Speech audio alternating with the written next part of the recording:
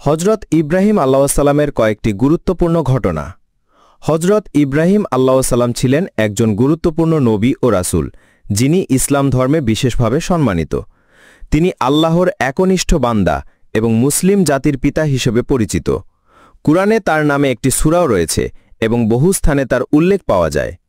হজরত ইব্রাহিম আলাইহিসসালামের জীবনীতে বেশ কিছু গুরুত্বপূর্ণ ঘটনা রয়েছে। জন্ম ও বংশ। ইব্রাহিম আলাইহিসসালাম বর্তমান ইরাকের বাবিল শহরে জন্মগ্রহণ করেন। তার পিতার নাম ছিল আজর, যিনি ছিলেন একজন মূর্তিপূজক। মূর্তি পূজার বিরোধিতা। ইব্রাহিম আলাইহিসসালাম মূর্তি পূজার ঘোর বিরোধী ছিলেন এবং তিনি এক আল্লাহর প্রতি বিশ্বাস স্থাপন করেন। তিনি তার সম্প্রদায়ের লোকদের মূর্তি পূজা ছেড়ে এক আল্লাহর ইবাদত করার আহ্বান জানান। অগ্নি পরীক্ষা। নমরুদের আদেশে যখন ইব্রাহিম আলাইহিসসালামকে আগুনে নিক্ষেপ করা হয়, তখন আল্লাহর ইচ্ছায় আগুন তার জন্য নিরাপদ হয়ে যায়। পুত্র কোরবানি।